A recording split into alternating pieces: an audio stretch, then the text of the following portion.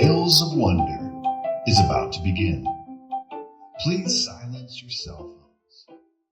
Thank you. Enjoy the show.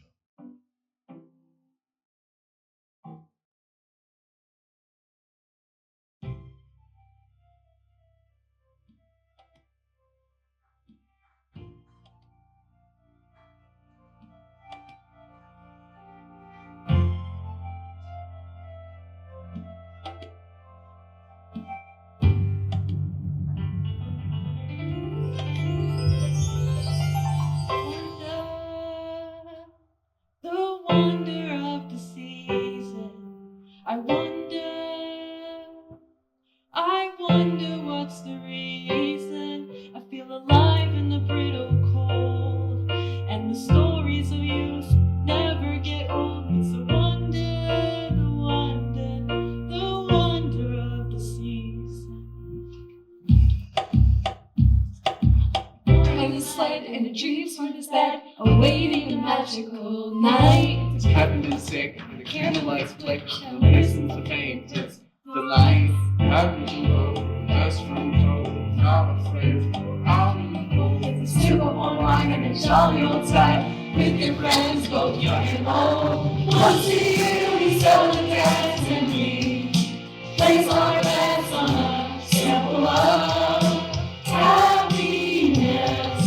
Once a year to see about it, wonderful time with tales so bright, stories of old and family we hold so dear.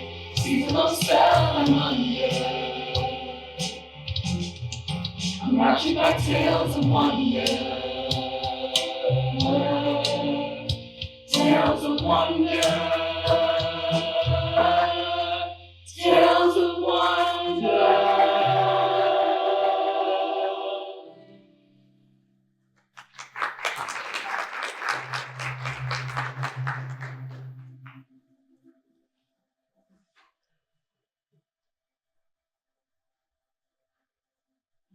You hate her so much, cause you love her so bad.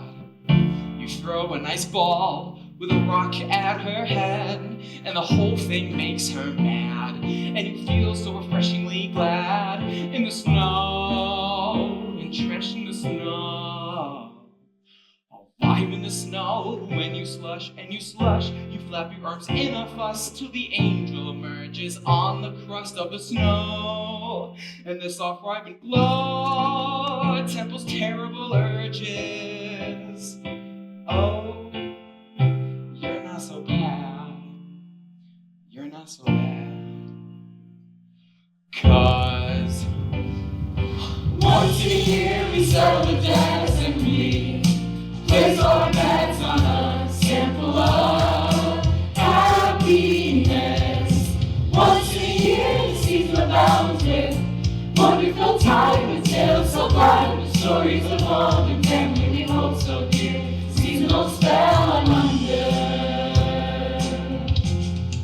I'm captured by tales of wonder.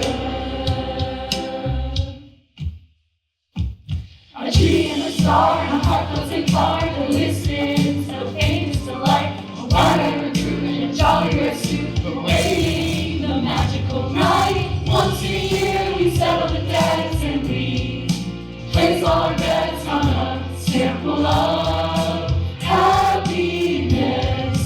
Once a year the season abounds with wonderful time with tales so bright, with stories of old and family we hold so dear.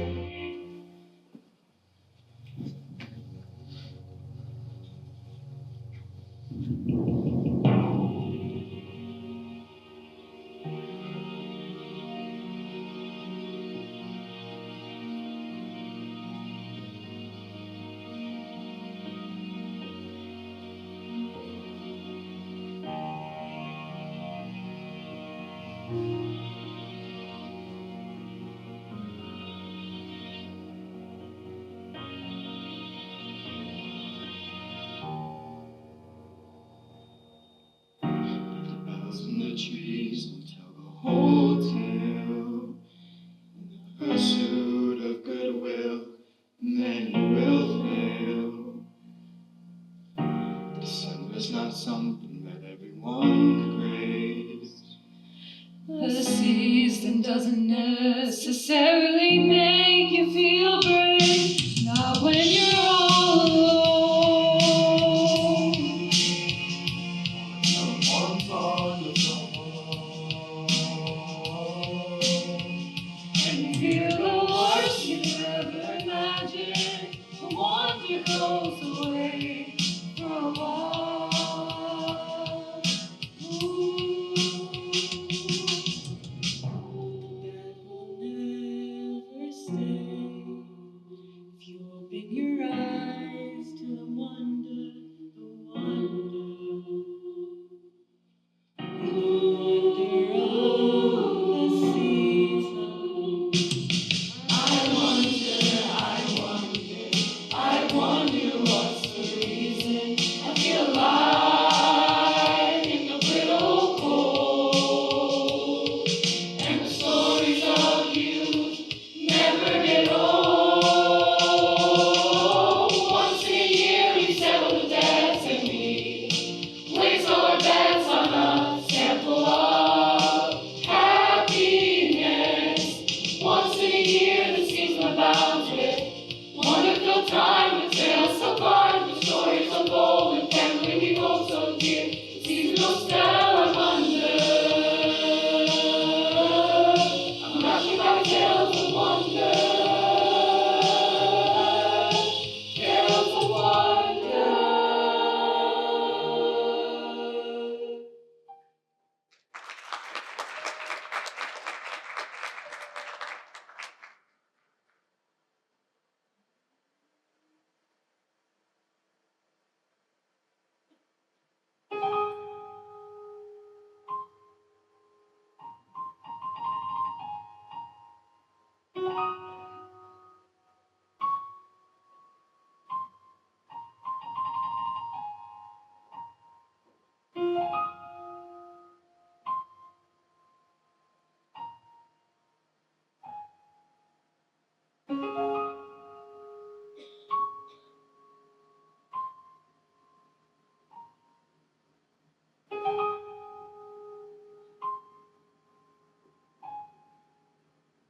A hushed winterland, a joyous hinterland, uncharted, crisp, and clean, untouched by man or beast, quiet and undisturbed, slowly awakened by the audible delights of a child.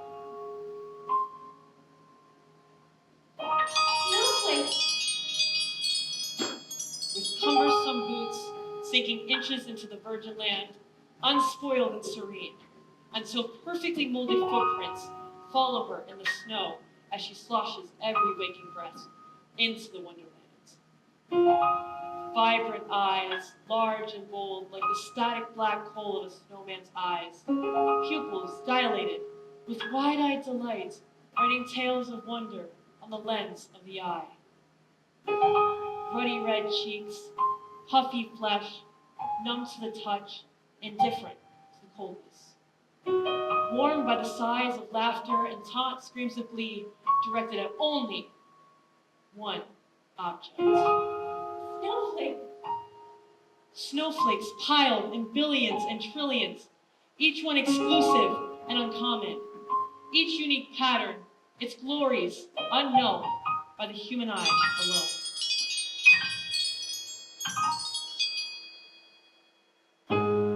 But the beauty of the snowflake does not frame itself on the mind of the child. It's not the patterns or artistry which foolishly draws the child into the coldness. It's the possibilities that the falling, gentle, crystal stars create. Wet and heavy, big and slow, floating on the wings of the air. Head tilted, eyes toward the heavens, listening patiently for the message. Mouth, oval round, measuring the flight pattern as she catches the cold design on the tip of the tongue. The mouth tastes the wetness. The nose smells the freshness. The cheeks touch the dampness. The ears hear the deafness. And the eyes, yes, the eyes see a kaleidoscope of light, sparkling and shifting as the sun peeks its frigid nose out from behind mile-high clouds. Winter captures every compelling the child to leap to the ground, to rest amidst the tranquil frozen sea, and to release the awaiting angel, ready to announce the joyous arrival. Peace has come. Join us. Let us rest in the snowflake. For Christmas time is here.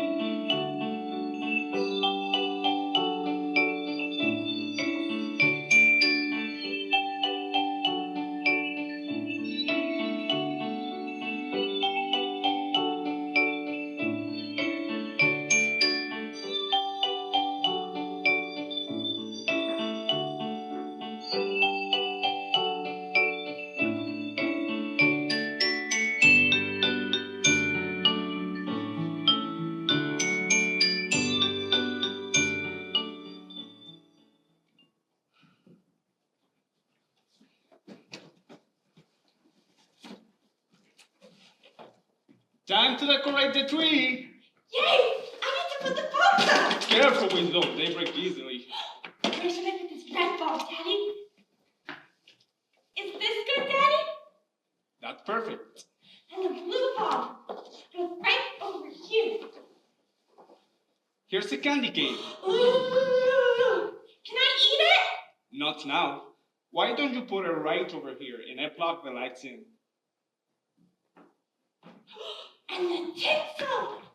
And blues and purples and gold. Hopefully the cat doesn't chew on it like last year. This one is going to go right in the middle, across the top. Perfect. Now, what's missing? The star! That's right.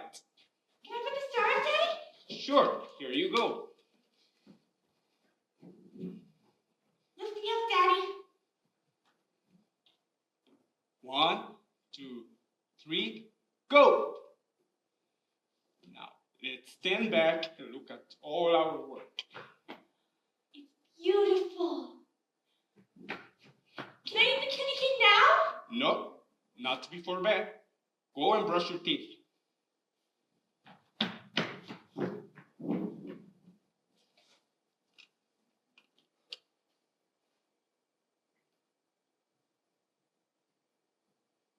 Are they gone?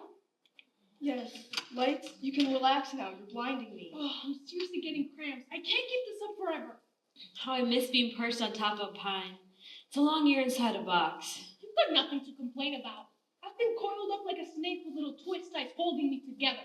The ties keep you from getting tangled. You know that. Comrades, you do realize we are being exploited by bourgeois commercialism. What century is Red Bulb from? I was produced by the prodigious proletarians in 1984. My unionized comrades and I bonded together in solidarity to produce me for Blatant capitalism. Take that back. Wasn't Blue from the same batch? I know. It's depressing. You know what I just realized? Without my lights, this tree is really boring. Face it, I'm the star of the show. Lights, your current ego is heading towards electrocution. Face the facts. Why do you think tinsel's on the tree, huh? Come on, answer me. It's because you know the tree would be drab, evergreen without me. I put the tinsel in Tinseltown. I put the glitter in Glee. I put the pizzazz in pizza.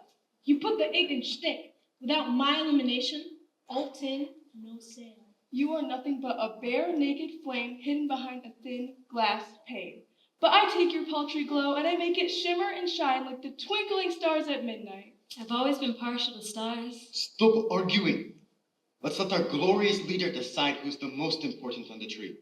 Star? Since Candy Cane is new this year, it seems you give you guys both a fresh perspective. Good idea. Kane, who makes the tree dazzle more? Lights or tinsel?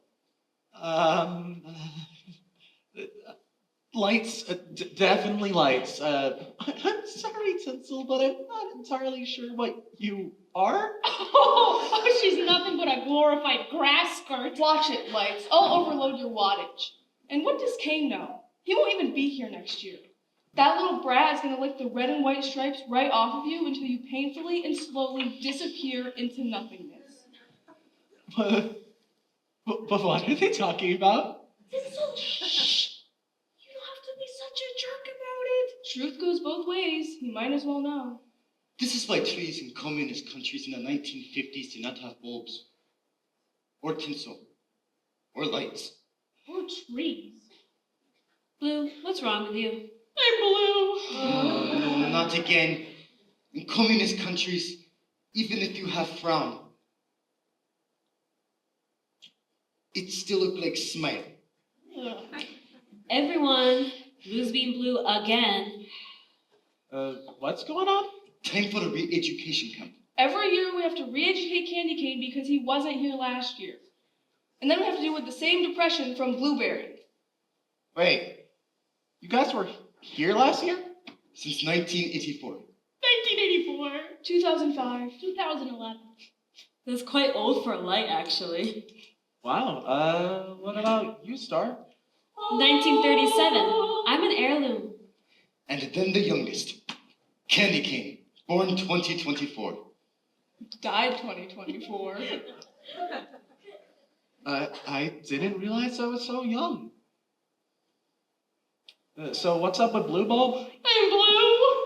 This is absurd. Why do I always have to be blue? There should be no color. Everything should be monochrome. Equality for all. You're blue because that's how you were made. They purposely dyed you blue so you could give us a blue glow. Why is it so hard for you to understand? I've been trying to tell her that for the past 3 decades. Depressing. Don't be sad. I think you're quite beautiful. You're sweet. Oh, well, thank you. No, I mean you're sweet. Who would you know? What does that even mean? Listen, sugar. How many licks does it take to get to the end of your life? Why do you keep talking about me like that? You are the most decadent one here. You have one purpose. To make kids run like wild animals. Which threaten us all. But how am I threatening you? 2 years ago, that little brat who hung us on the tree was only 4 years old. She climbed up and got a hold of Candy Cane. And... Wait. I don't remember that. Of course not, you clump of confectionery. She got half the cane in her mouth and started running around like a crazed 4-year-old. She flung her shoe, hitting Blue's brother.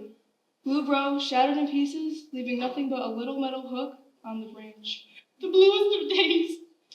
And you're blaming me for this? You weren't here, Sugar Breath. Why would they put the cane in her mouth? Would she put you guys in her mouth too? Oh, he is something sweet and naive. Honey, lift that little plastic outfit of yours. This? Yes, lift it and smell. What? Just do it. Okay.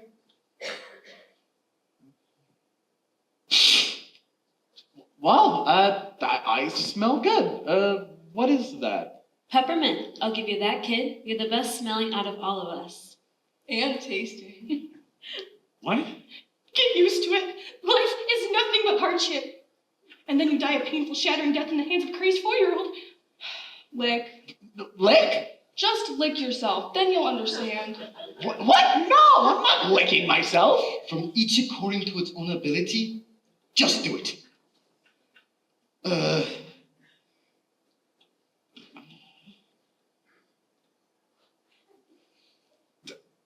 Well, I taste good. What happens if you lick yourselves? We gag, kid. We gag. Wait, so you mean she's gonna eat me?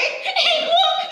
He's turning blue! Oh no, not the tears. You're gonna be a gooey mess. I tell you, communist joke. Cheer everyone up. In communist countries in the 1950s, every tree ornament has the same amount of wealth, same amount of money, except the candy cane. The candy cane is extremely wealthy. You know why? Because he is worth a mint. Oh, you get it? Because he's a mint. Dostoevsky's wit you do not have. In a house of blues we live. A house of horrors! I'm gonna be eaten! Someone do something. He's gonna stain up the inside of his wrapper. That's gonna make him sticky and mushy. Is there anything worse than a mushy candy cane? This is depressing. I'm gonna go hang myself. There are no tears on Christmas. Quiet, everyone. The heirloom speaks. I've adorned the top of every tree in this house since 1937. And if I learned one thing, it's this. The length of time matters not at Christmas. The joy and happiness consumed during 1 year is the same joy and happiness that encapsulates all years. The giving, the friendship, the laughter given, the warm hugs received bring Earth alive in all of its glory and all of its potential. The spirit is in essence why we're all here, whether 80 years or 1 month.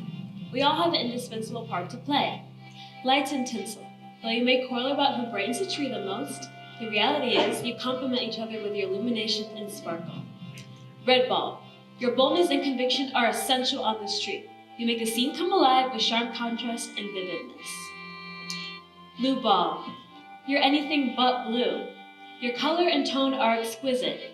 You give the room an earthy feel, warm and gentle. And you, candy cane. Though your time with us may be short, you bring a completely different element to this tree. You are organic, a product of Earth itself. You're something we can't be. You're the ornament ambassador.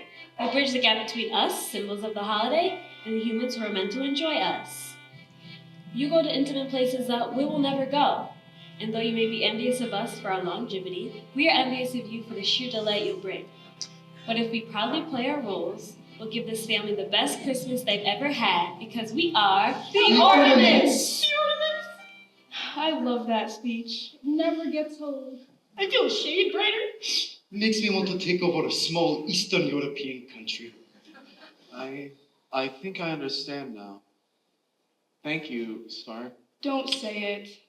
You really are out of this world. Oh, that was worse than your joke. Naturally. It's time! Okay, ornaments, battle stations, get ready! Kate, just wait until you see her face. It makes everything worth it. It was gets me teary-eyed. Lights. Red ball. Czech Republic. Blue. Check! Lights. Ready to shine. Tinsel. Ready to paint the town. Cane. Sugar high and ready to go. Here she comes, now!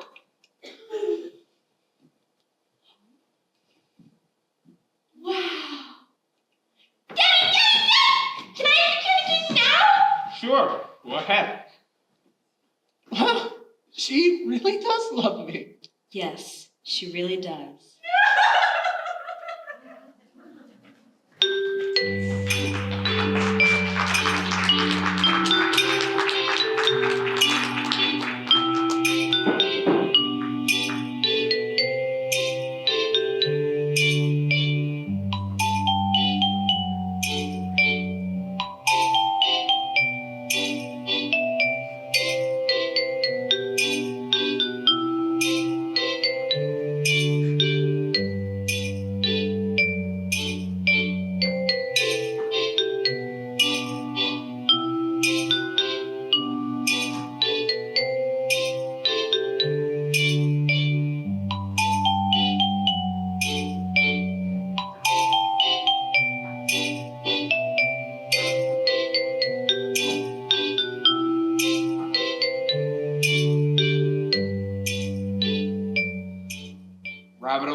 Sitting on top of the world's largest bobsled track. He has one final chance to break the world record by finishing the course in under 1 minute.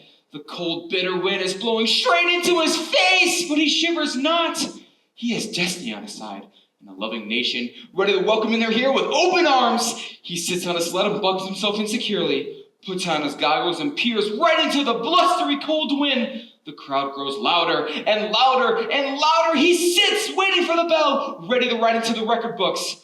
5, 4, 3, 2. Ah! Hi, Bobby. Hi. Hi, Bobby. Hi.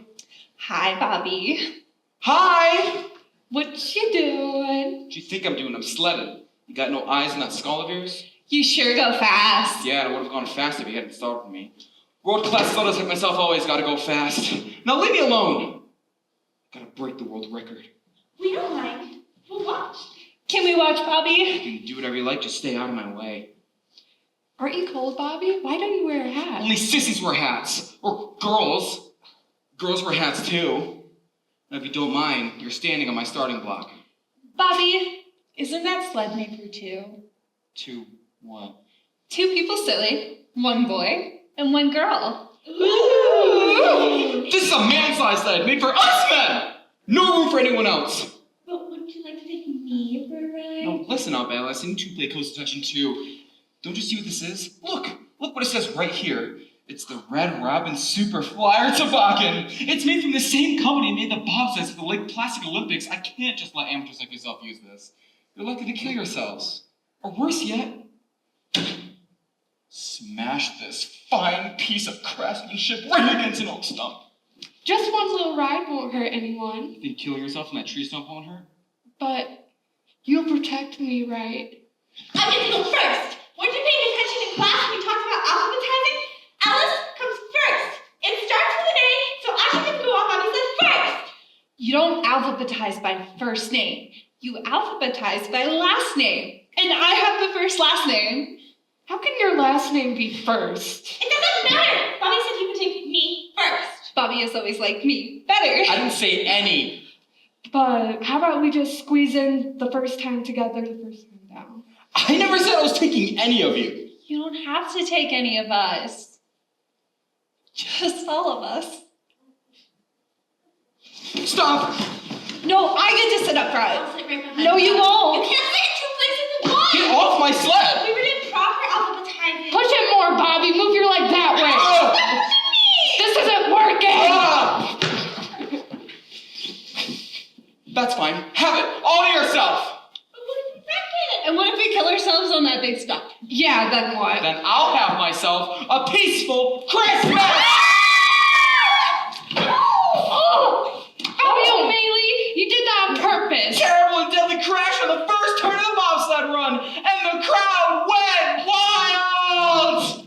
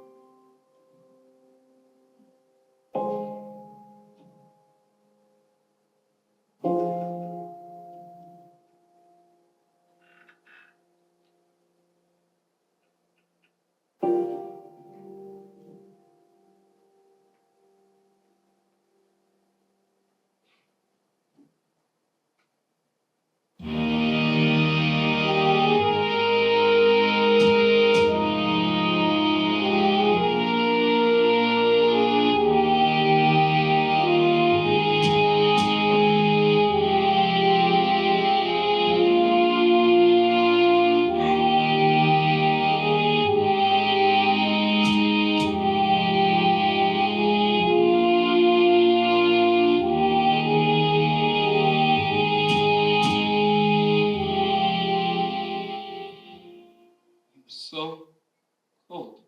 Saying it out loud doesn't add wool to your toes. What would you be doing tonight What? if you weren't here? Anything would be an improvement from this trench. Put me on a Titanic and I'll be happy to sink into the freezing North Atlantic. It will feel warmer. No, I mean if you're home.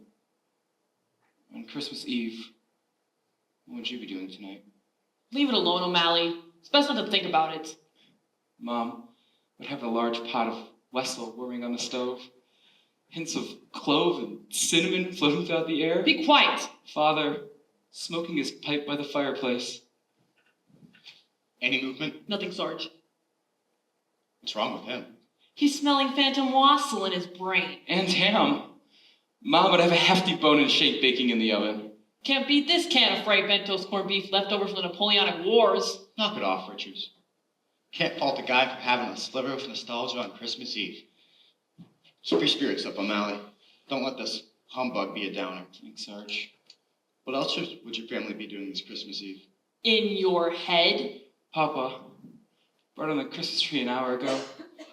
The smell of popcorn and pine. We have smells here too. And my little sister Annie, helping Papa string up the tree, and Grandpa sitting in the corner, fiddle in hand, playing a medley of hymns. Sounds beautiful.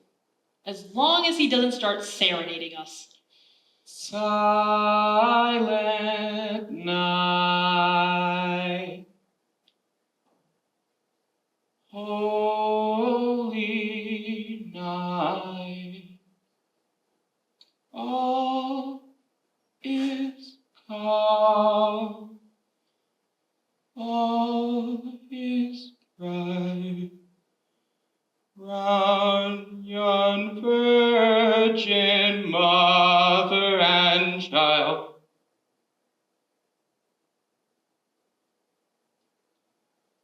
Sleep in heavenly peace.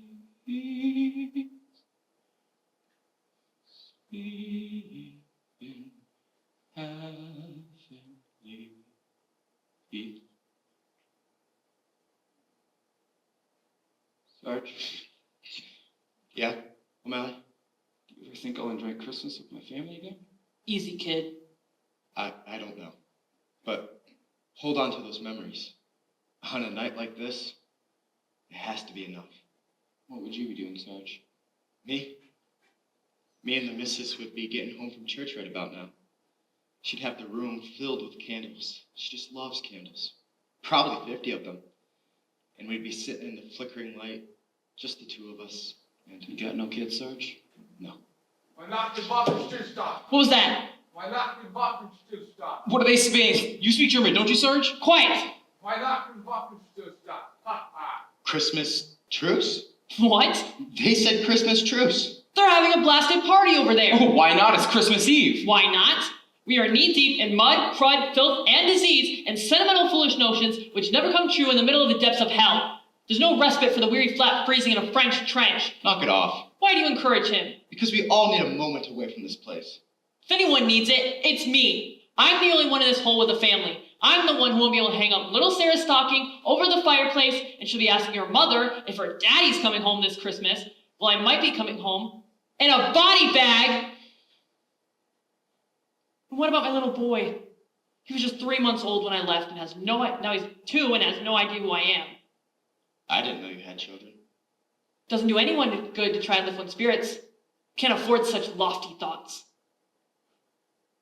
Do we need more coffee in this darn place? I'm sorry, Richards. I don't need your sympathy, just your silence. Stick your neck up, Kraut. I'll make this a Christmas Eve to forget. Cool it, Richards. I see someone moving. Where? Yes, I see it too. Hold your fire. We never agreed to any truce. I'm gonna take the shot. Stand down. What are they doing? I hear something. Is that music? A requiem for Christmas Eve. I'm gonna take the shot. They're unarmed. Stand down. Listen.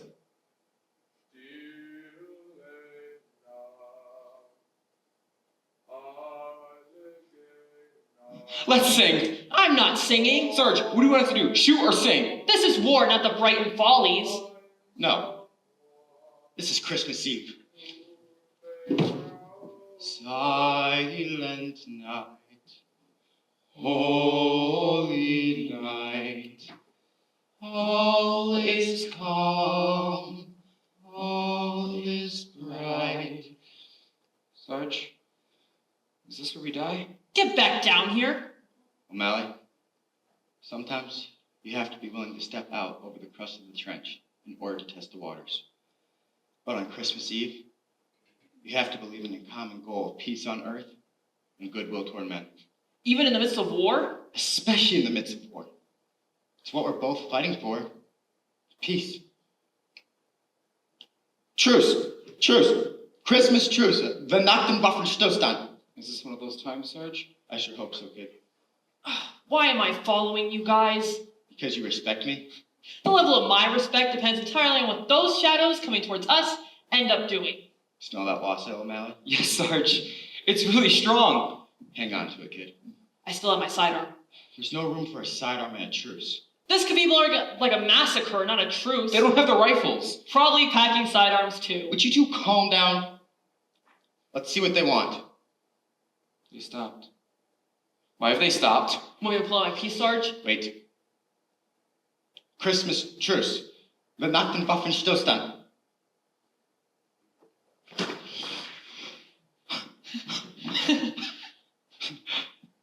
Merry Christmas. Happy Christmas. Merry Christmas. Merry Christmas.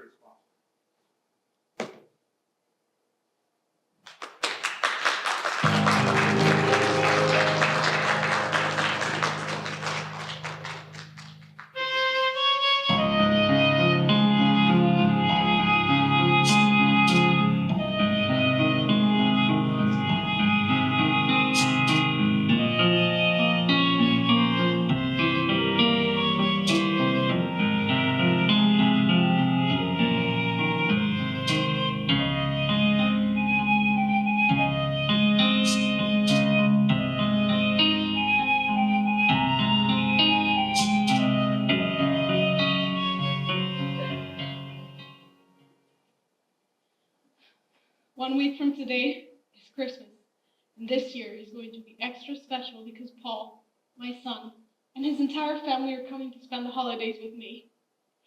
It's been 4 years since they've been here. Little Tommy was only 5 at the time. I don't know if I'll recognize a tall 9-year-old. I talk with him occasionally on the phone, but it's not the same. It's usually no more than, "Hi, Grandma. Bye, Grandma." I can't wait to get a hold of those cheeks. Probably grown out of his baby fat. Here's a photo of the entire family. Paul is there, of course. He's my only child. Darla is his wife of 17 years. She's lovely. I talk with her occasionally on the phone, about once a month or so, just to keep up with what's happening. There's Tommy, as I mentioned. This photo's about 2 years old, so he's a little younger here. And this is Megan. She just turned 16 a few weeks ago. I sent her a card with some money in it. I hope she got it okay. You know how the postal service can be. They moved out west about 8 years ago, right after Tommy was born. Paul was offered one of those too-good-to-refuse job offers in an up-and-coming business. I'm so proud of him. He works incredibly hard and supports his family so well. And he's always sending me things. He sent me a computer 6 months ago, saying it will keep us in touch more. But to tell you the truth, I haven't even turned it on yet. I'm so afraid it will take over my house or short out the electricity or something. But he'll be coming in a week, and I'll be glad to have lessons from him. Perhaps I'm not too old to learn something new. I'm really rambling on today. It's what I do when I get excited. I got these Christmas decorations so I could start making the house festive. I always hang my Christmas cards on the mantle. Don't actually get very many these days. 30 years ago, I'd have 60 to 70 cards right across here. I'm lucky to get 6 or 7 now. Here's a card that Paul got me last Christmas. Isn't it lovely? They were supposed to come, but he had an urgent work trip out of the country. And it's just as well. Megan was invited by her friend to go to a winter cruise in Alaska. Who could refuse that? Well, I could. And Tommy was in a hockey league. It's good that they didn't come. It's a beautiful card. Velvet tinges on the roofs of the picturesque houses. And this is a card that Paul got me 2 years ago.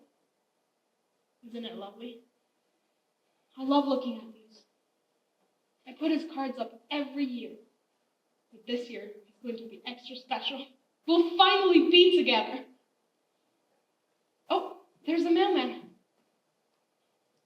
Good afternoon, Mrs. Banks. Good afternoon. Any good mail today? Facturas, facturas, facturas.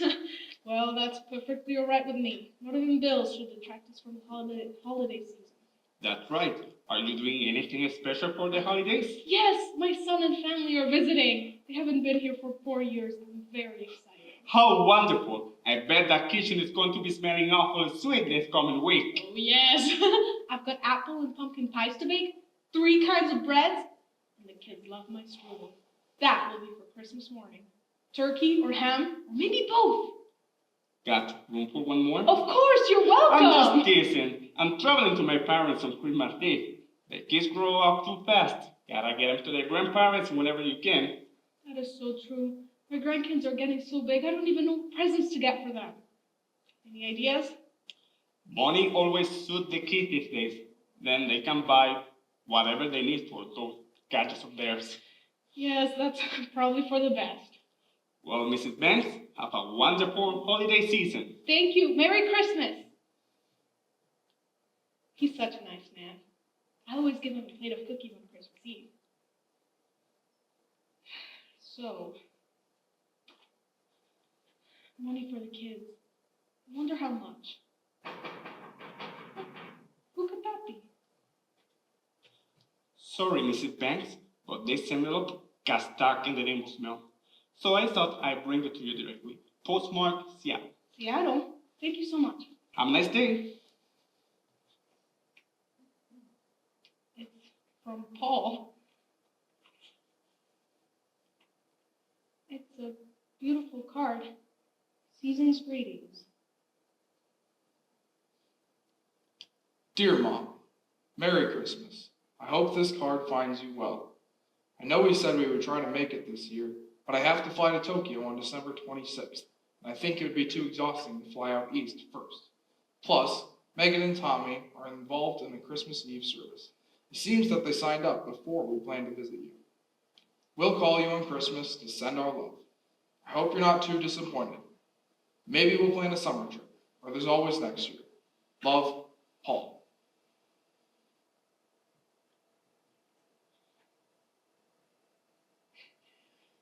It's for the best. Paul is awfully busy, and the Christmas Eve service, you can't miss that. No, you can't miss that.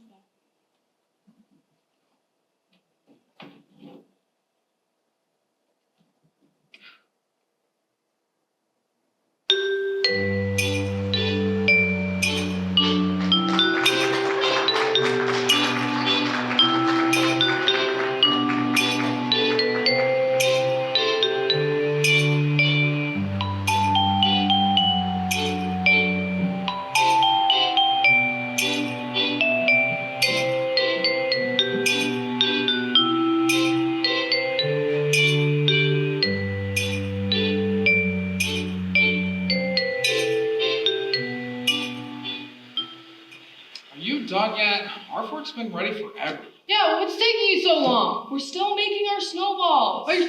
This truce is about to be broken. Oh yeah!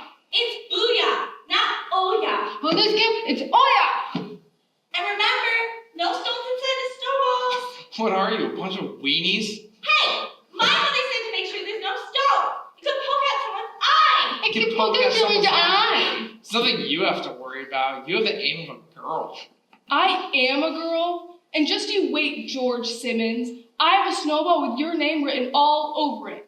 You'll see about my aim. Can you stop talking? Let's get to it. We're almost done. Are you sure you're not making more than 20? We're only making 20. You're slower than molasses. What does that even mean? I don't know. My grandma always says it to my grandpa. You don't even know what molasses is? Sure I do. It's something slow. It's only slow in the winter. Like girls making snowballs? Maybe we should call you girls molasses. Nice. Are you saying that we're sweet? Because molasses is sweet. No, it's not. It's slow. It's made from sugar. It's sweet, just like us. You're as sweet as a stalk of rhubarb. Hey, be quiet, George Simmons. You want me to be quiet? Then make me. Oh yeah! All right then. Attack! Ah! Surprise attack incoming! Yeah! Let him have it! Down there, go down, have fun! Don't worry, I won't lose to a girl. 1, 2, 3, Charge! take that! Hurry! Loser! Ha! Victory! Woo! George Simmons, do you really think I'm as sweet as molasses? You're cute. Ah! Retreat!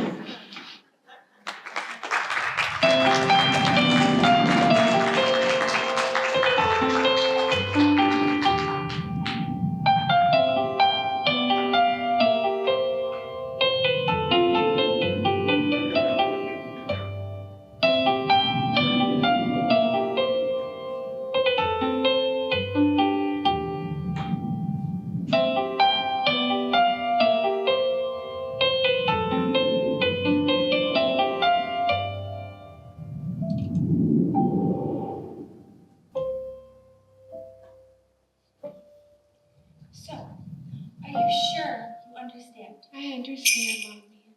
Why don't you repeat it back to me? Santa Claus isn't real. That's right. Mommy! Yes? If Santa Claus isn't real, then the sleigh's empty. That's right. There's nobody in the sleigh. So why do the reindeer carry around an empty sleigh? No, you misunderstand. The reindeer aren't real. But you just said Santa wasn't real. I did. Santa and the reindeer aren't real. What about the sleigh? There is no sleigh. But you just said this. But you just said the sleigh was empty. I know I said the sleigh was empty, but But the sleigh can't be empty if it doesn't exist. fair point. And if the sleigh exists, it probably has a person in it, right, Mommy? Don't most sleighs carry people through the snow? Yes, sleighs are for carrying people. And don't most people have a name? Yes, most all people have a name. Okay. Okay? Yes, I understand. Good talk, Mommy. Good. I'm glad we understand each other. Mommy, Yes? you know that person in the sleigh we were talking about? Yes. I think I'm going to name him Santa Claus.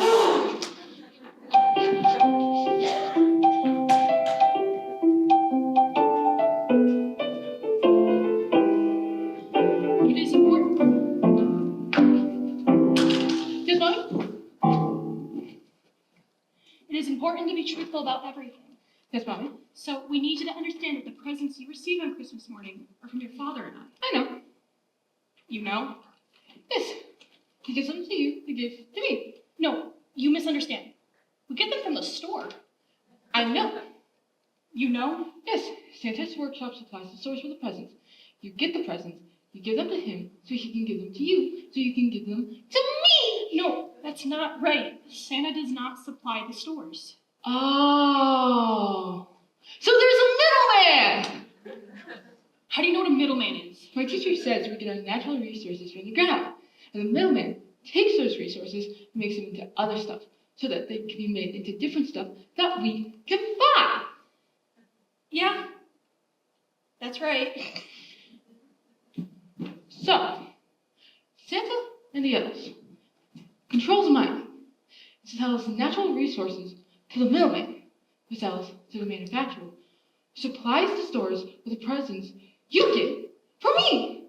I understand. Santa's distribution network is very complicated.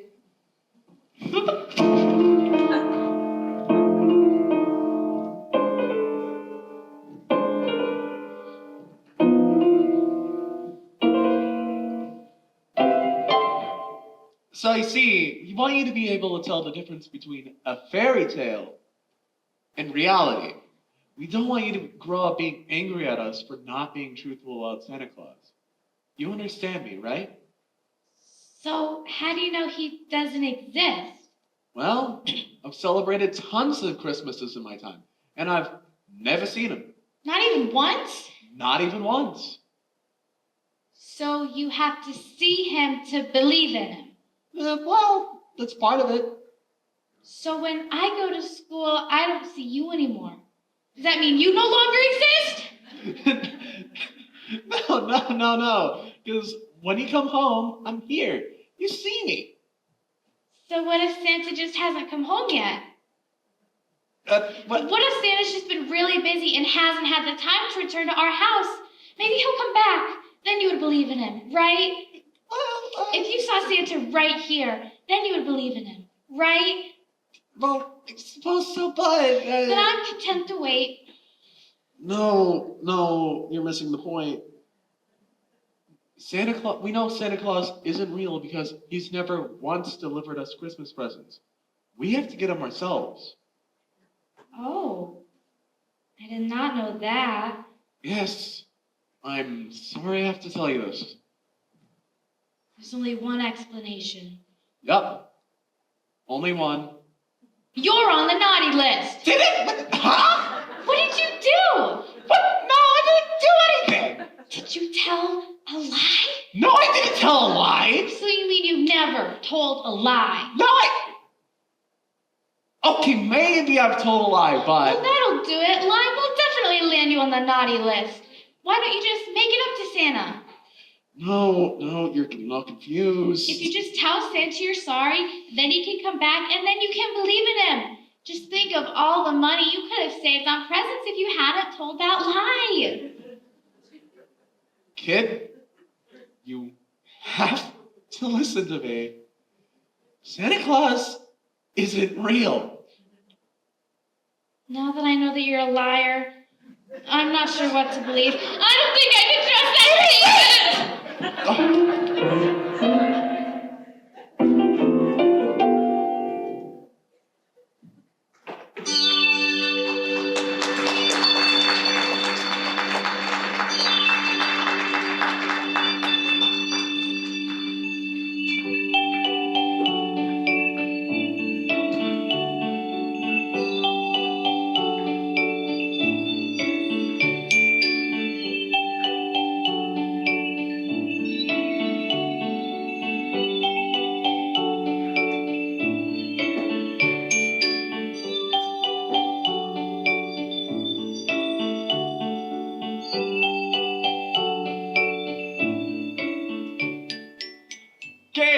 Time to decorate the tree.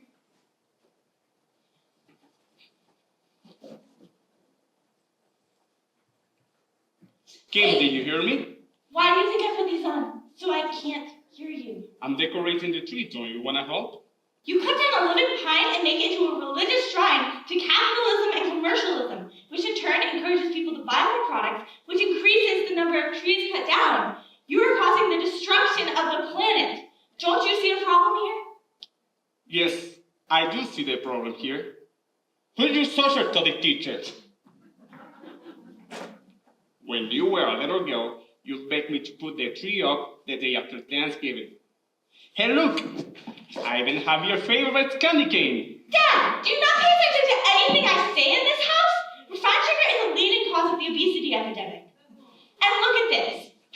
This is why mandatory labeling is important. It not only has refined sugar, it also has high fructose corn syrup. What do you have to say to that? It sure tastes good. High fructose corn syrup is one of the leading causes of early onset diabetes in children. I'm surprised at you, Dad. I'm just trying to decorate the tree. Well, I'm not allowing these empty calories in the house. But those are my empty calories. Christmas carols, empty calories. And I love every single one of those empty calories. The candy cane stays. Well, I cannot be a part of the commercialization of Christmas. As a matter of principle, I will not be helping with the tree this year. Good. I'm starting to think commercialization of Christmas won't harm you either. So go ahead, fire up. that Instagram on your iPhone and post screeds about the dangers of capitalism. But you better not be asking to borrow the car this week. Thin logic. But we won't be depressed about it. We're with global.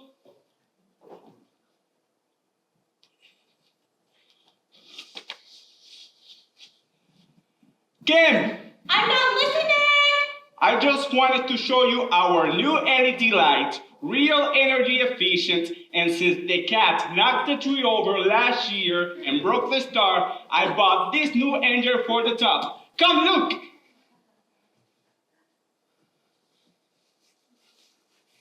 I do miss Star. That angel looks like she's made of plastic. They don't make them like they used to.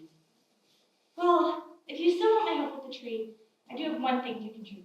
That's great. We still have a space on that side where you should put the red bulb. No, absolutely no red bulb this year. It's 2034, Dad. We gotta get with the green revolution. Green bulb! Please, let's not get back into politics. Can we at least wait for you to grow out of your woke Marxism phase? It's not a phase! We have long been a land of oppressors, but through intersectionalism, you can respond to the patriarchy and work towards a more equitable society. You're the one oppressing me. I'm just trying to eat my candy cane in peace.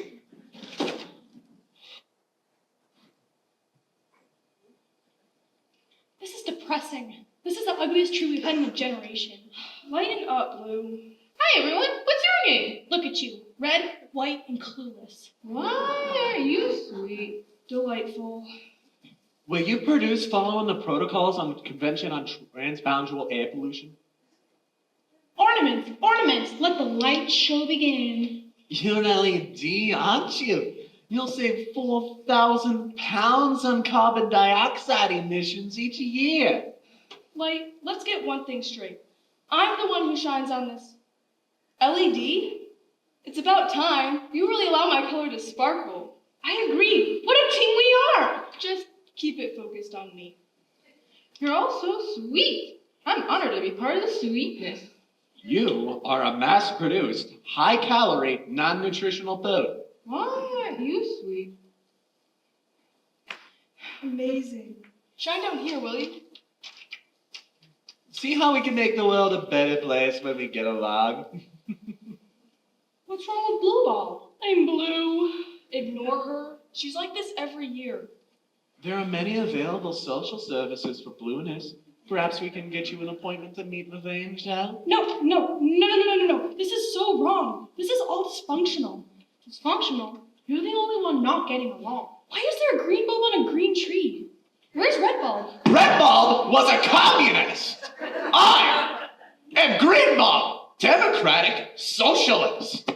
We don't have to collectivize farm and industry anymore. We can get people to do what we want by simply taking over the schools and teaching them all the right things to do. Go green, go Mother Earth. Red Bulb!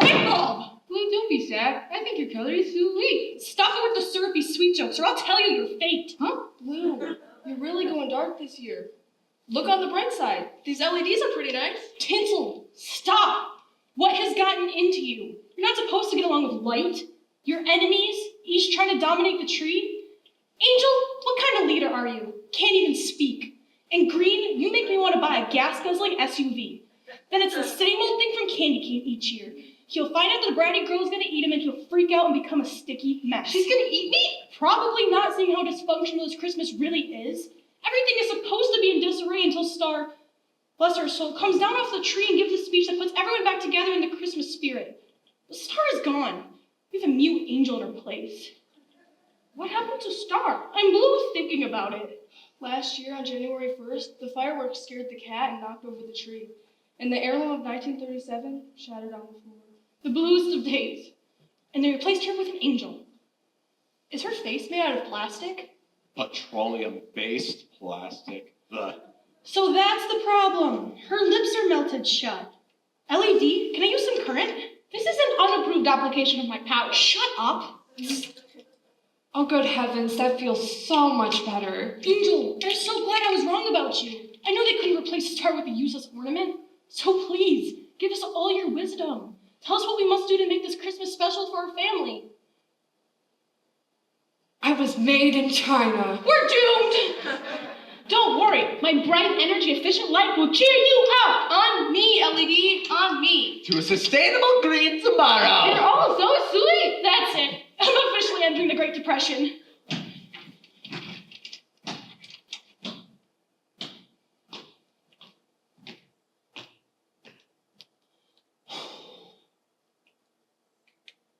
Not quite one of the finest. Maybe it was more fun when he was younger. It doesn't look as festive without a star. Made in China? Why did we even buy that? And who would ever put a green bulb on a tree? Even these LED lights, they're kind of annoying. Candy cane? You're as traditional as it gets this year. Beside the blue ball, that is the last of a dying breed.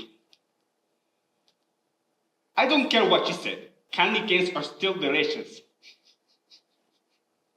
I might as well eat you myself.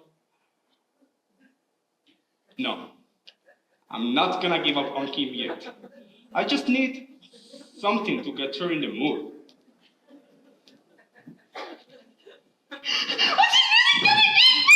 Of course, kid. Angel, please, some direction. How about that direction? You're on the most sacred spot on the tree. You're supposed to inspire us. I am Angel. I was made in an injection molding plant in China. Well, if you think about it, maybe the girl is right. Christmas, there are better ways to spend our money. Christmas has become a bonanza for Wall Street, a way to pad their bottom lines.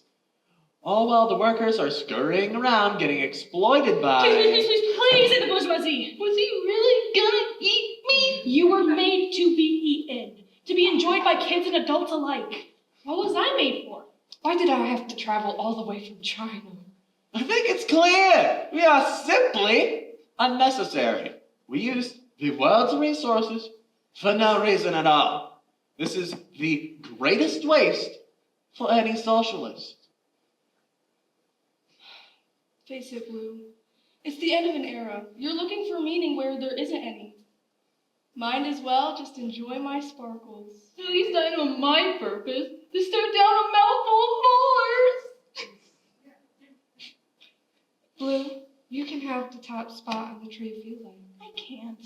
Why not? Because you're in the Christmas story. I'm not. What are you talking about? Oh no, Blue. Don't do it. Wait, you mean in the manufacturing process no one ever told you why you were made? No wonder no one's in the Christmas spirit if no one knows the purpose. I'm Blue. Why don't you tell us the story? Me? Oh no. I can't tell stories. It'd be too depressing. I need something to hope for. I'm not a storyteller, but... Wait. Angel, you come out in the front. Green, lay across the floor right here. Kane, you put your cane like this. Tinsel, move over. Light, you come right here next to Tinsel. Come on. This might just work. What might work? What are we doing? I thought you were going to tell us the story. Just wait for them to come. Where are you going? I'll be over here. Could you please shed some more light on this? Here they come. Kim, Merry Christmas! What? What is this?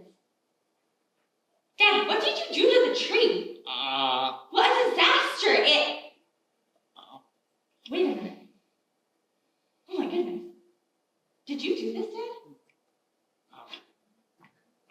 This is so adorable. Look, the star in the sky giving off light. The tinsel is the tail of the star, pointing its way to the manger for the shepherds. And look, the candy cane is the shepherd's staff. That's so cute. And what is the green bulb doing? Grass for the animals, of course. Of course! And the gift in the manger has my name on it. That's so clever, Dad. I love it. Thank you for doing this for me. Well, I'm glad you like it. It is good to be different sometimes. But wait, there's one thing I don't understand. Only one thing?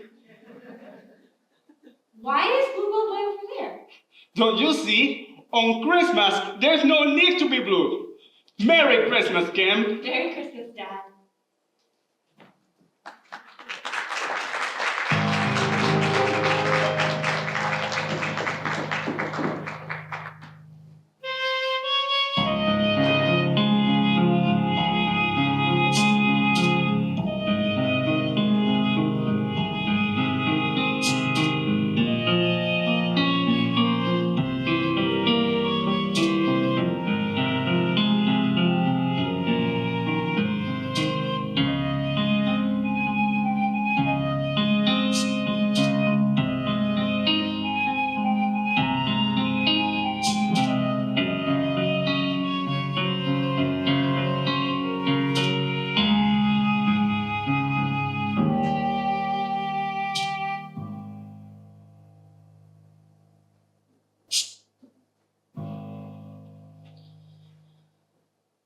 I can't believe another year has passed already.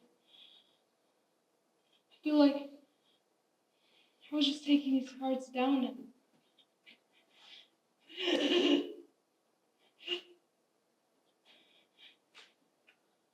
Paul and family are traveling out later this weekend.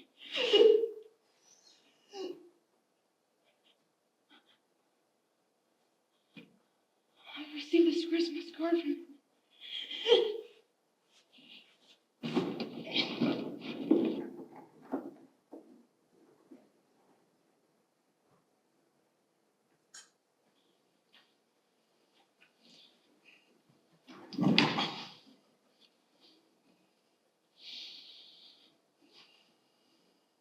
So, where are you headed this Christmas? To New York to visit my mother in the hospital. I'm so sorry to hear that. I hope she's all right. Thanks. You make it back often? No, When's the last time you visited? it's been 5 years. 5 years? She must be pretty upset with you. I've been busy. Well, you know what they say. Busyness is no excuse for not visiting one's mother. Don't you think? I said, don't you think? Think what? That busyness is no excuse for not visiting one's mother. I mean, none of us would be here without our mothers. Sorry. Hello? Yes. Yes, that's right. I'm on the plane now. We're about ready to take off. I will definitely make the 3 o'clock meeting. All right. Thank you. Meeting? I thought you said you're going to visit your mother in the hospital. I have a business meeting in New York first. After that, I'll go see her. Well, you know what they say. Blinders go up where guilt remains. I live far away from my mother, too. But 3 times a year, no matter what, I make sure I get out to see her. I wish I could go more often. Look, I'm not really in the mood to talk. And I'm pretty sure no one has ever said anything about blinders and guilt. So let's just leave it alone, all right? Just trying to be friendly. But then again, most people don't mind a friendly gesture. Just like they usually don't mind their mothers. Excuse me, do you have any aspirin? Sorry, we aren't allowed to give out any medicine. You know what they say. Headaches are usually self-inflicted.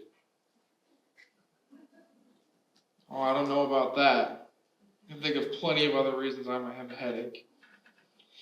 Well, if it takes a business meeting to get you to go see your mother, so be it. Do you remember when you were 12 and your father died and... What did you say? That one. I was 12. My father died. No, you didn't. You said, do you remember? I don't remember that. Well, I remember. You remember when I was 12? What were you going to say? That when I was 12, my father died. I was bitter and I blamed God. I was even angry at my own mother for no reason. It wasn't until I had my own children that I realized the sacrifices she made all those years. She never let me lose my way. I vowed ever since to honor her no matter where in the world I was living. They should give you a medal. They don't make medals for family loyalty. We wear those on our hearts every day. So, what is it? What's what? What's kept you away for 5 years? It's really not any of your business. The story of my father dying wasn't any of your business, but That didn't stop me from sharing. And I don't know what this means, but my father died when I was 12 too. So you should know how important your mother really is, and how you need to be there for the holidays. I'm going. But you're going to a meeting first.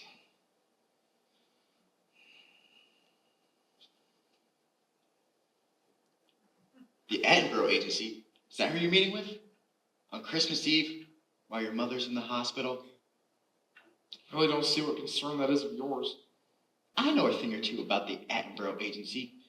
I read some business report about a possible merger with Banks Incorporated. You're the one I've been reading about. That's an interesting merger. Although, I'm sure the Edinburgh Agency wouldn't mind if you went to see your mother first. It is Christmas Eve after all, and I'm sure they don't want to be there either. This has nothing to do with you. The welfare of mothers is a concern for everyone. The moments we share with them are precious and few. You know what they say. Priorities follow the heart. Pretty sure they don't say that either. I'm going to sleep. You know what they say about sleep.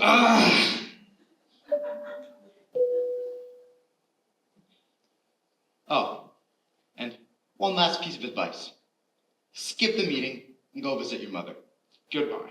Merry Christmas.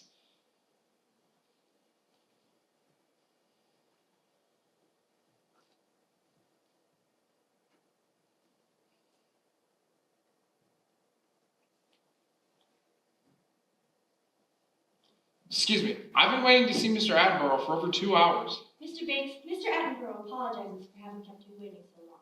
He wrote a message for you that he wanted me to read. Mr. Banks, I'm sorry to waste your time, but we won't be able to do business with each other. Make sure to enjoy your family on Christmas. Sincerely, Mr. Attenborough. No. Wait, this can't be. We had a verbal agreement. I'm sorry, Mr. Banks. I need to see him. He's not seeing anyone else tonight. I have to talk with him. I'm sorry. Mr. Banks! Mr. Attenborough, I'm so sorry. Mr. Banks just walked right past me and... You owe me an explanation. It's okay. I'll speak with him. Mr. Attenborough, we had a verbal agreement over the phone, and I traveled the whole way to New York just to finalize this deal, which will greatly benefit both of our companies. So, that's the only reason you flew out to New York on Christmas Eve? To make a deal? I'm committed to this. I thought you were too. Well, you know what they say. Commitment to only one thing is nothing more than idolatry. Nice to see you again, Mr. Banks. And no, that flight was not a coincidence or a Christmas miracle. I like to investigate potential partners. Had to see what kind of a person you were before we shook hands and got into business with each other. I don't understand. The Attenborough Agency is a family business. Relationships come first, especially on Christmas Eve. Had to make sure my new partner had the same values as I do. Family is important to me. Mr. Banks, let's cut to the chase. It's Christmas Eve. Your mother's in the hospital, and you're standing here talking with me. My private life is none of your business. We had a deal. Mr. Banks, go buy a bouquet of flowers and visit your mother. And drink some eggnog.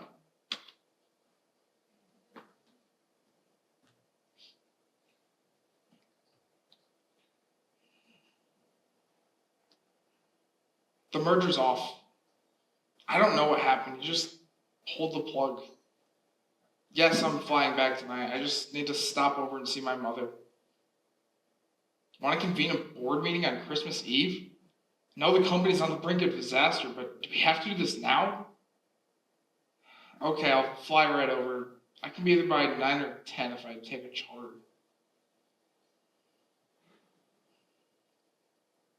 Can I have the room number for Margaret Banks? Yes, I can wait.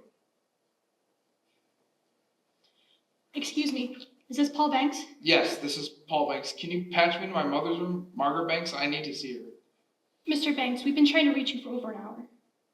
Is everything all right? I'm sorry, Mr. Banks, but your mother passed away about 30 minutes ago. We've been trying to reach you, but it went straight to voicemail. I'm so sorry. Mr. Banks, are you still there? Yes. Mr. Banks, can you come to the hospital? Mr. Banks, can you come to the hospital now? Yes, I have no pressing plans. I'll be right over.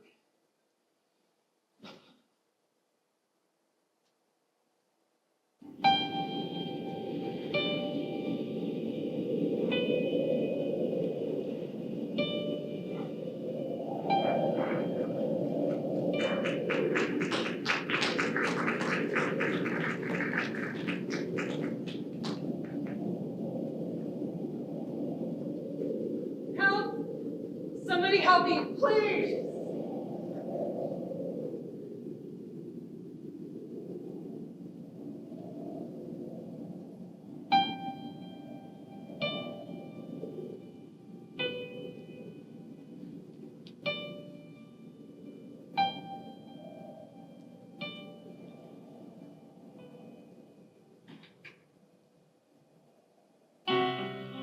On a night when the clouds cover the stars like an impenetrable mountain cliff, I wait for a sign, a small tinge of my spine, a desperate plea for the ancient ways to speak once again. I wait for the light, hoping it will come, hoping it will be enough. The stars spread brightly out like colored snowflakes, flickering across the onyx sky, reflect a distant constellation, and begin to re-enter the atmosphere, giving faint and distant light to the voidless black, the empty sea, the soundless desert, the vacant abyss that is deep within me. The light, hushed and dimmed by a millennium of travel, is all I have, is all I ever had. I wait for the reflection to reach me, hoping one refracted beam from a star long ago still exists, the same ancient light that awakened the shepherd's eyes one cool and lonely night. Can the light that ushered in a new millennium awaken a new epoch within me? If so, it might be enough for my heart to go on. In the midst of tears, in the solitude of our inner being, we yearn to be on that impoverished hill, to understand the magnitude of that sight, a heavenly light illuminating a darkened heart. A heavenly chorus rising to a crescendo of glory. Will I choose to believe its truth? Not blindly, though, because I know what the light can do for one's soul. And though the unbearable pain releases not its grip, I have a question to answer. Does the light still exist for me? Does the same sky, which God ripped open that night with his right hand, planting angelic heralds of peace on the clouds to rustle awake the shepherds, still exist for me? Can he reach into my clouded heart and announce the truth like a heavenly chorus? If it is so, all suffering and cause of angst still present throughout the world will be no match for the blessed announcement. A child is born.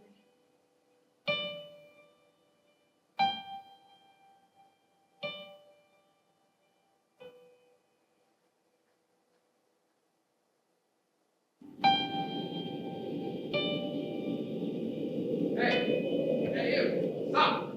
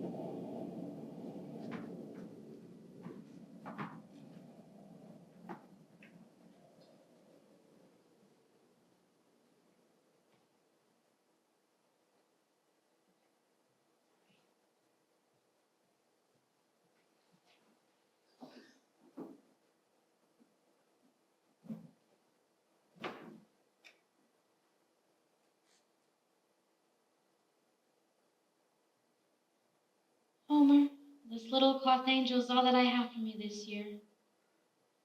I remember that cheekish grin when you set it on the table on Christmas Eve after returning from the big city. That was our first Christmas together.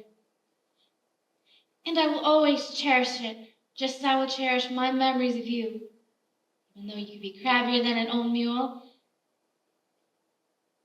Watch over old Homer for me this Christmas Eve, won't you?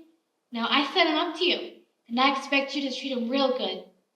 And keep him warm, too. He always forgot to put on those extra pair of stockings this time of year. Merry Christmas, Homer. And if it's not too much trouble, please watch over my other angel, my dear daughter Ellie, back east. Now, I'm going to get some stitching done before it gets too dark, if it's all right with you. What was that?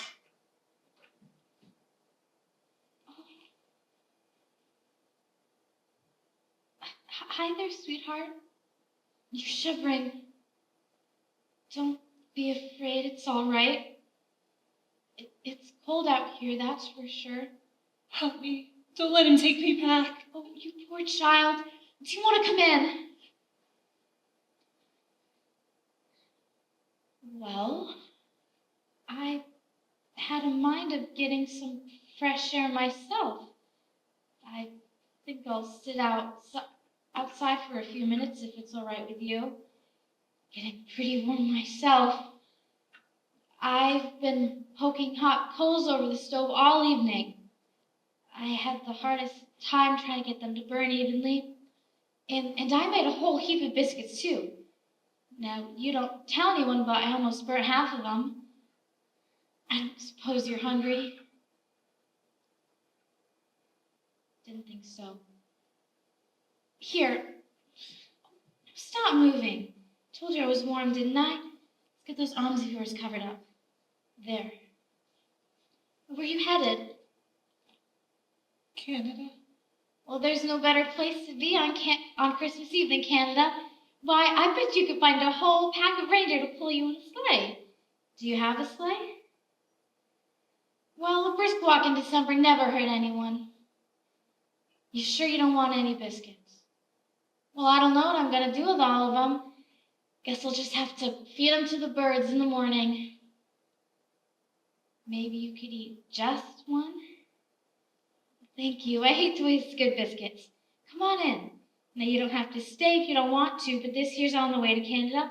Well, so is every northern location. It's hard not to find your way if you're headed in the right direction. Oh, now wait a minute. You gotta wash your hands. Now, I don't know where you were raised, but in this household, everyone washes up before they eat. And look at these hands of yours, mud-caked. Come on, let's wash your hands. Those biscuits aren't going anywhere.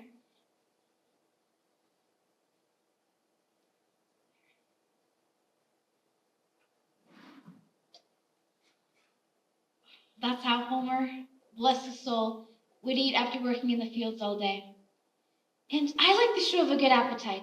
It's the reward for the toils and trials of everyday life. So eat. You got family in Canada? Well, it's good to be on your own, depending only on yourself. No one looking over your shoulder. Oh, that's quite a gash on your leg. Let me clean that.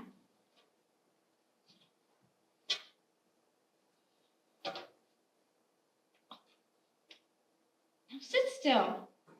Quit being such a child about everything and stay put. If you're going to be your own woman, you have to be strong, but you also have to know when to accept help. Oh, that's deep. This will clean it. It's going to sting a little. There you go. Are you a fish? Your mouth is constantly showing me its insides. It's not so pretty if you ask me, especially with bits of soggy biscuits hanging out. Those Canadians are more civilized than you think. You gotta start learning your manners. This should heal nicely. What's your name, child? Well, I've always loved the name Ellie. You don't mind if I call you Ellie, do you? Ellie. A beautiful name for a beautiful girl. That's right, I'm being visited by the beautiful angel Ellie. Oh, it's okay. Everyone cries over my biscuits. Why, old Grandma Finch, who lives a stone's throw through the meadow, has held a grudge against me for the last 10 years over these. Can you believe that? Let's see, it was 1842, and I have brought these to the church picnic on the 4th of July. Her husband, Earl, he's the sheriff, sat down at the wrong picnic setting and started eating one of my biscuits.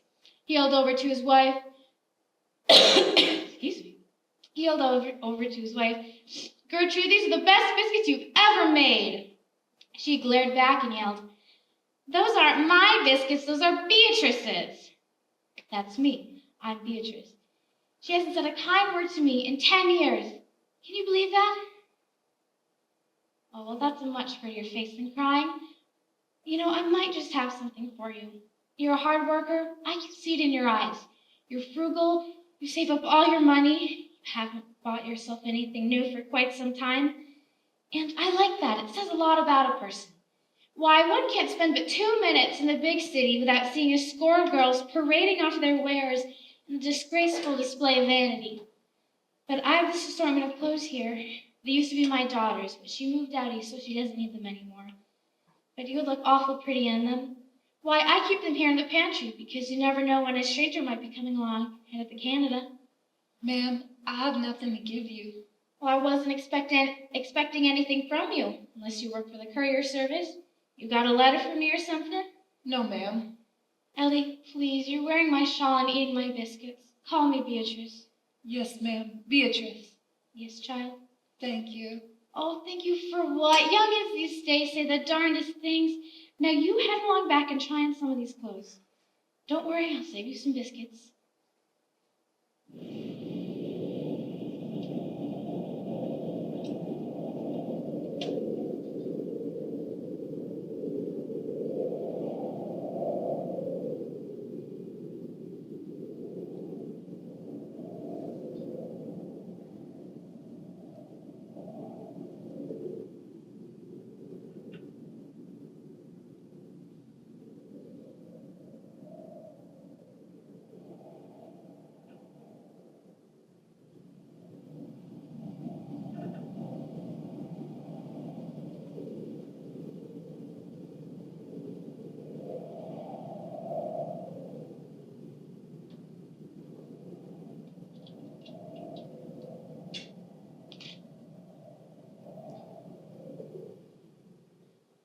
Oh, well, don't you look handsome in that? Do you like it? Yes, ma'am. Beatrice. Good. And you keep the shawl, too.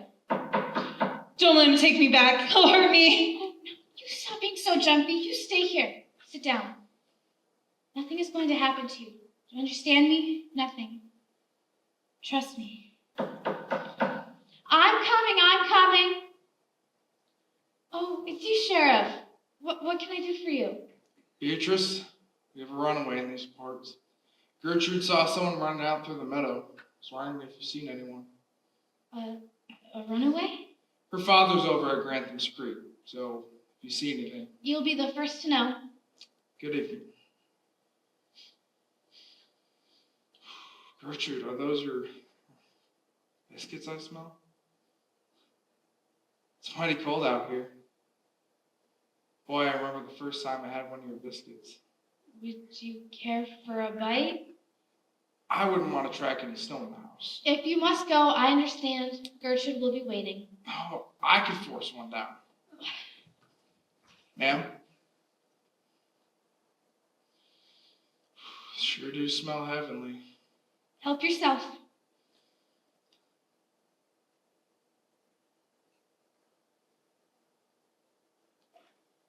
Beatrice. Pardon my manners. This here is my friend Ellie. We're celebrating Christmas Eve together. Beatrice. Ellie here is on her way to Canada. Beatrice. You keep saying my name, Sheriff.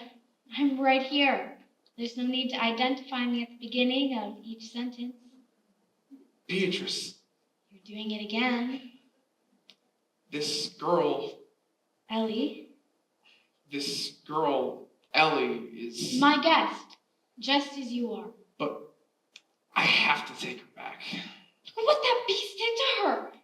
I don't like this any more than you do, but she's got to go back to her family. Sheriff, don't you dare touch her. Beatrice, don't get in the way of the law. Sheriff.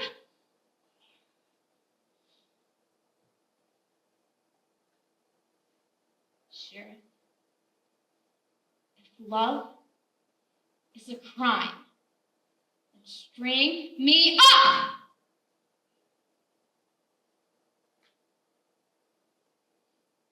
Because that is what you're going to have to do if you plan on touching that girl.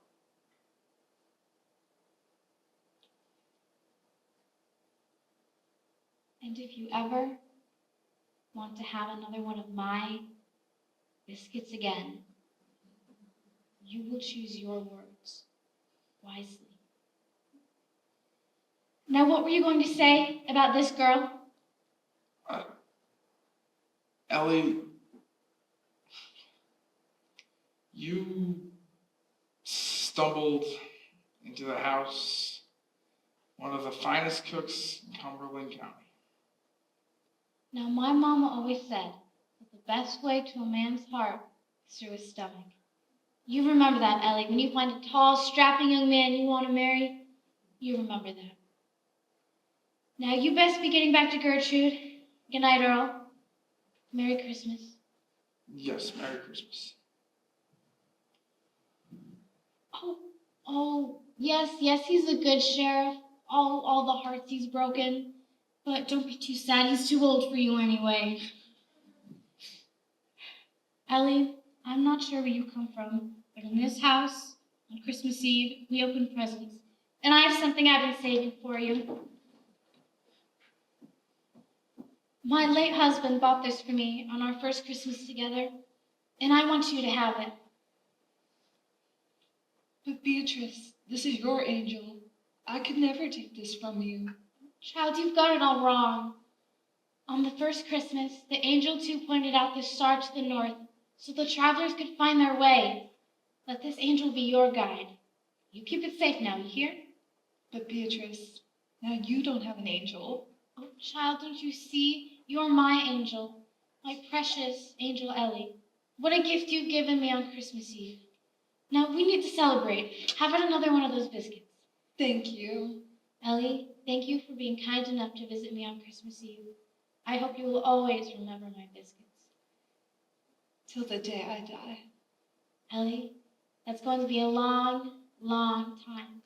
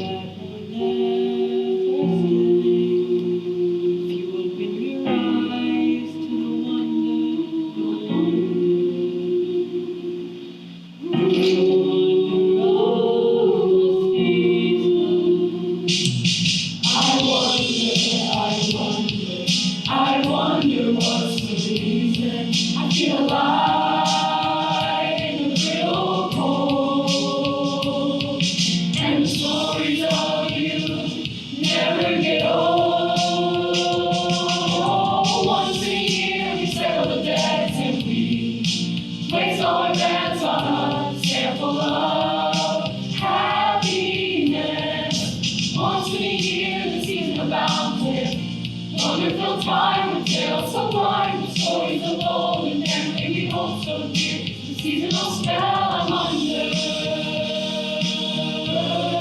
I'm wrapped by tales.